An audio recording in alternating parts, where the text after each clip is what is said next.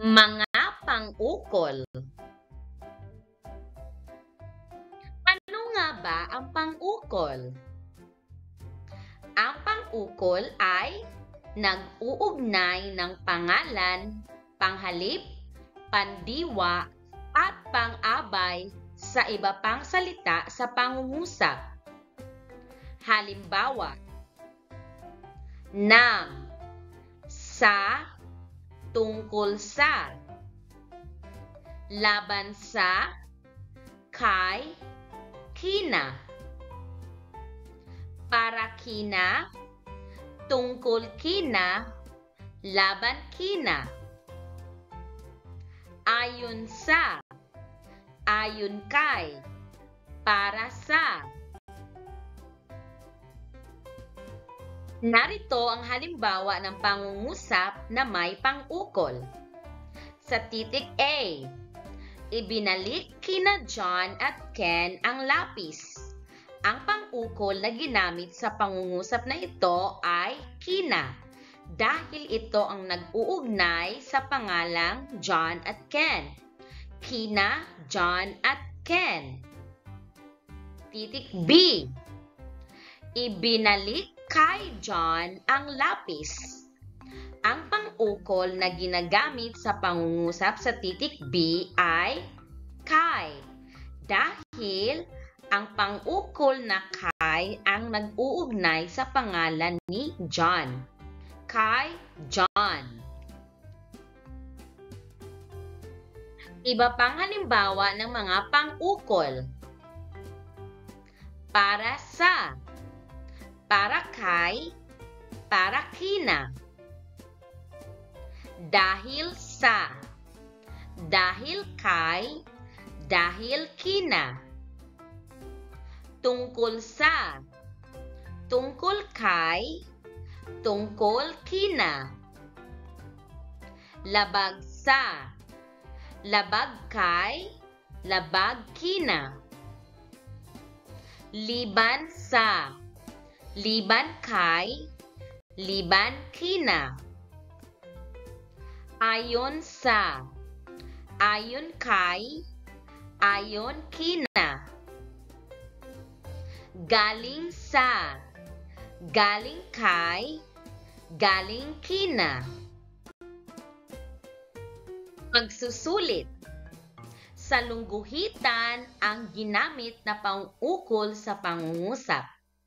Uulitin ko. Sa lungguhitan ang ginamit na pang-ukol sa pangungusap.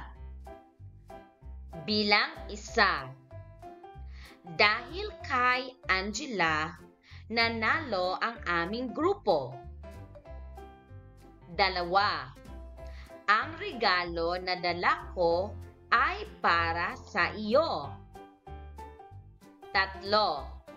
Ayon sa balita, may paparating na malakas na bagyo. 4. Ang mga damit na suot ko ay galing kay Ella. 5. Binasa ni Nigel ang aklat tungkol sa mga hayop. Bibigyan kita ng 2 minuto para sumagot. Handa na ba?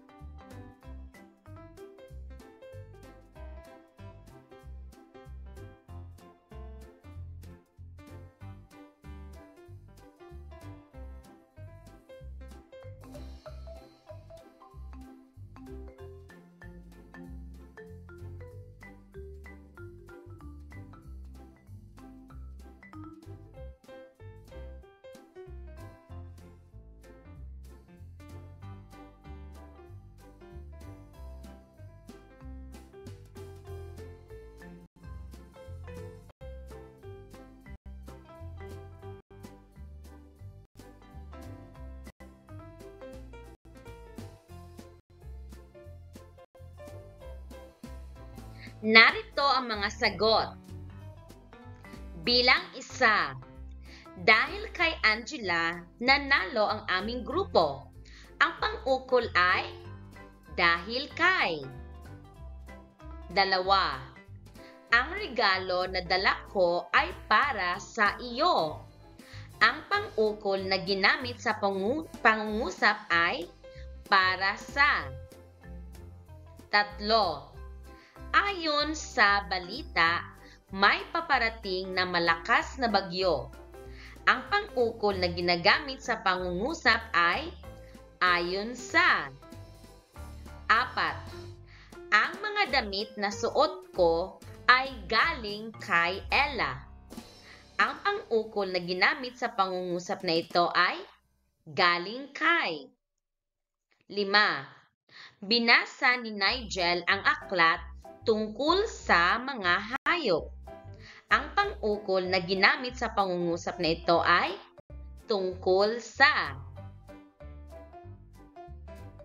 Subukan naman natin ito. Pagsusulit.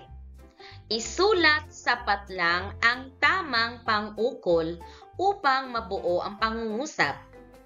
Uulitin ko. Isulat sapat lang ang tamang pang-ukol upang mabuo ang pangungusap. Bilang 1.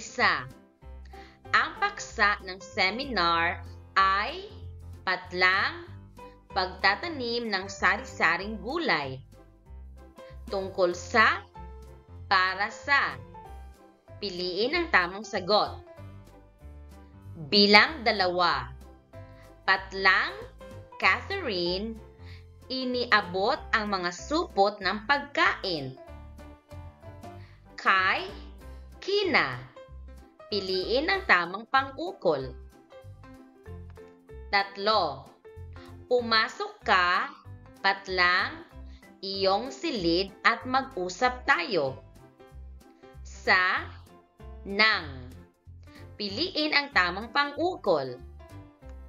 4. Kailangan laging maghugas ng mga kamay.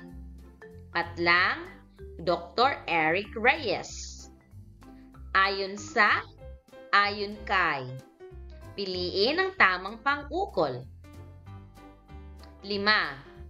Patlang, Sian at Daniel ang mga sulat na nasa mesa. Para kay, para kina. Piliin ang tamang pang-ukol. Bibigyan kita ng 2 minuto para sumagot. Handa na ba?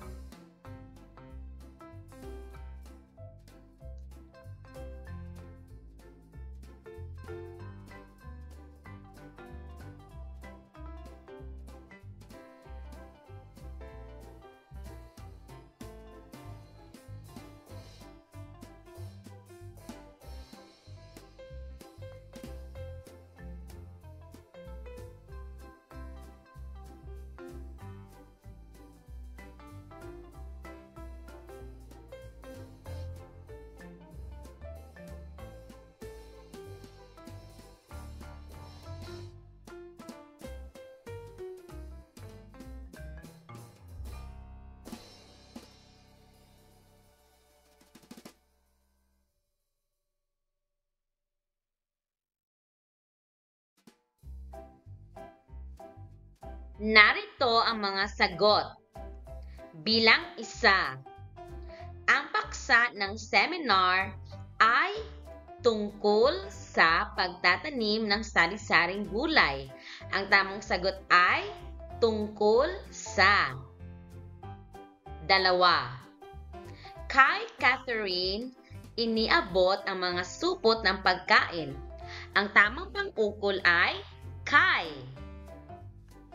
3. Pumasok ka sa iyong silid at mag-usap tayo. Ang tamang pang-ukol ay sa. 4. Kailangan laging maghugas ng mga kamay. Ayon kay Dr. Eric Reyes. Ang tamang pang-ukol ay ayon kay. 5.